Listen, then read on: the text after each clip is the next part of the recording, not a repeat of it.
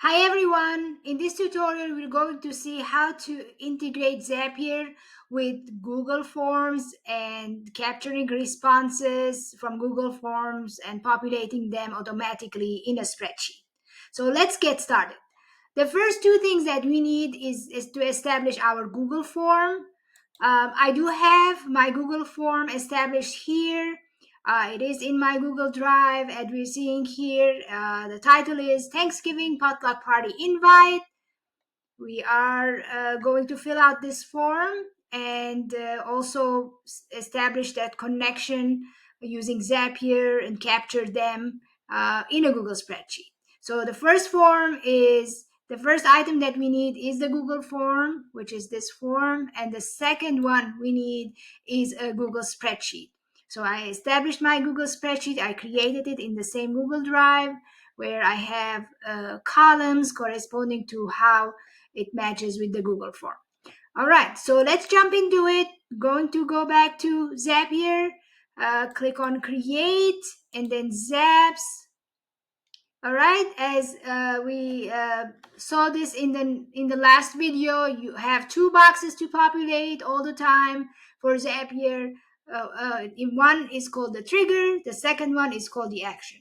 So I'm going to click on trigger over here, look for Google Forms at the top of the list. All right, so application is Google Forms for the trigger. The trigger event is new form response. That means that every time somebody fills out that Google form, it's going to capture the response. So that will be the trigger event. And then as far as account, you can see my account has been populated here. If it's not showing up in your case, just make sure that you're selecting the account, the email account that corresponds for your Google Drive. All right, and let's click on continue. Now the form, it's click on the form. It's going to give us some options with the forms that are in your Google Drive. So we're gonna click on that first one, Thanksgiving Potluck Party Invite. That's our Google form that we want to use today for this exercise. Then click on continue. All right, it's just gonna continue with the testing. All right, so as we're seeing here, this is the last step in the test with the Google form first box. So it is showing us that there's a form response A, detecting it. So just leave that as is, click on continue. All right, so that takes care of the trigger box. Now the second box is the action, where we want to make sure that responses from the Google form has been captured in the Google Sheets automatically. So our app will be, this time it's the Google Sheets. So we're seeing here the second box, it says Google Sheets. Let's specify the action event. So the action event here is, I'm gonna just scroll down a little bit. Create spreadsheet row. That means that every time the Google form, somebody entered responses on the Google form and submitted it, the response itself will be captured as a new row in Google Sheets. So we're gonna select this option, create spreadsheet row. Again, same thing for the account. Make sure that you are selecting your own account and so that Zapier communicates and accesses these files. All right, so we are ready to continue. Some more fields here. The drive is always my Google Drive. The spreadsheet, it's the spreadsheet that we established here, Thanksgiving Potluck Party spreadsheet. Worksheet, sheet 1, it detected that there's only one sheet in the spreadsheet, so that's easy. Leave the default for time zone as false. Now, a few more things to do here. What we want to make sure with these fields, name, can you attend, so on and so forth, is to map these columns to the form. So I'm going to click the plus sign for the first one. This is the name column. So as we're seeing here, Zapier already is giving us some options. So that will be the what is your name from the form. Can you attend? that will be the second one. Can you the can you attend question from the form? Sorry, over here, can you attend?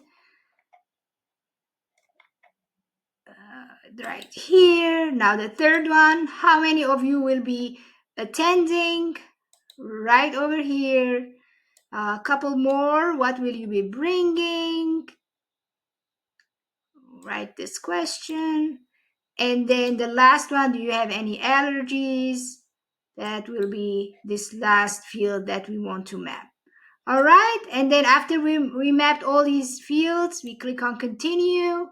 Now it's going to help us test over here. You can test the step, just continue with the flow in this workflow, and then it's gonna detect some data, which is great. And then once we're done with all this, we can publish it, publish our Zap. All right, so our Zap has been published and it's active, it's on, and it's version 1. And it's time for us right now to test the actual form. Back to the form, I'm gonna type in some information. Say James at test.com. Again, I'm making up a test user, James, David. Can you attend? Yes. How many of you are attending? 4 people. What will you be bringing? Maybe we'll bring some sides and appetizers. Do you have any restrictions or dietary restrictions or allergies? No. Okay, so now we're going to submit the form.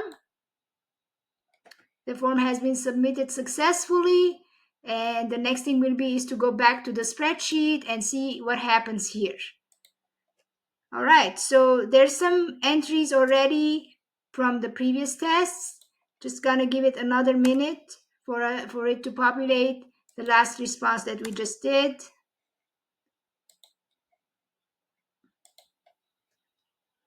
Just gonna refresh it one more time.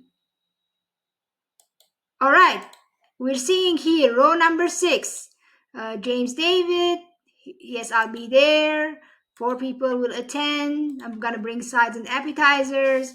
And do you have any allergies or dietary restrictions? No. So as we're seeing here, Zapier did the magic where any response that was entered on the Google form, it automatically updated the spreadsheet with that entry. So thank you so much for watching, and we'll see you in the next video.